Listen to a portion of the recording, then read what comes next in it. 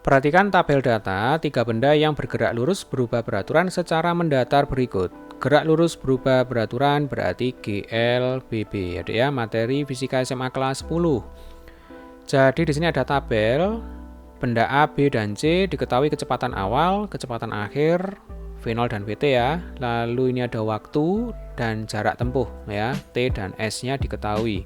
Jika percepatan ketiga benda sama, artinya percepatan benda A sama dengan percepatan benda B sama dengan percepatan benda C.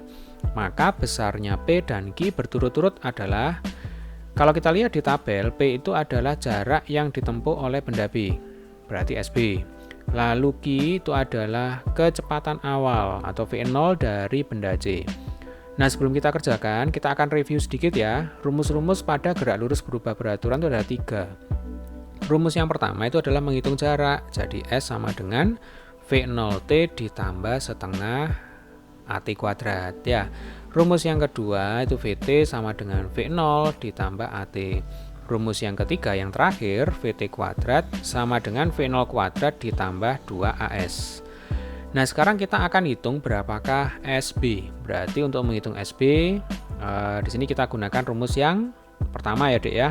Jadi pada benda B berarti SB sama dengan V0T ditambah setengah AT kuadrat. V0 benda B berarti 5 ya.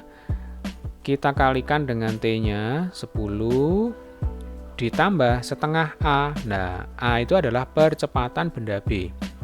Yang mana percepatan benda B itu berarti sama dengan percepatan benda A dan benda C. Berarti kita akan hitung dulu berapakah percepatan benda A ya, karena data yang lengkap itu ada di benda A ya. V0-nya diketahui, Vt diketahui, T diketahui, S diketahui. Untuk menghitung percepatan berdasarkan data benda A, kita akan gunakan rumus yang mudah, itu adalah rumus yang kedua ya, Dek ya. Jadi Vt sama dengan V0 ditambah AT ya. Vt benda A itu berapa ini? 20 ya. Nah, ini 20 sama dengan V0-nya 0 ditambah A yang kita cari, T-nya kebetulan sama ya, ini 10.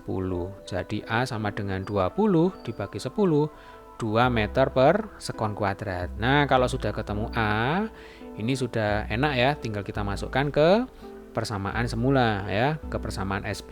Jadi di sini ditambah setengah kali 2 kali T kuadrat, 10 kuadrat itu 100 ya. 50 ditambah 100 berarti SB sama dengan 150 meter. Jadi jawabannya kalau kita cek ini berarti antara C dan D. Nah, sekarang kita akan hitung berapakah Q ya. Q itu adalah kecepatan awal benda C. Di sini kita bisa menggunakan tetap rumus yang pertama atau rumus yang kedua ya. Yang kedua ini juga bisa. Kita akan coba gunakan rumus yang kedua ya, Dek ya. Pada benda C, rumus yang kedua berarti VT sama dengan V0 ditambah AT ya. VT benda C itu 30. Berarti ini 30 sama dengan 0 ditambah A-nya 2. Lalu ini bukan 0 ya, melainkan Q ya. Nah, lalu ini A kalikan T, A-nya 2, T-nya 5. Jadi Q sama dengan 30 dikurangi 10 sama dengan 20 meter per sekon. Jadi kecepatan benda C 20 meter per sekon. Maka jawaban yang benar itu adalah yang D.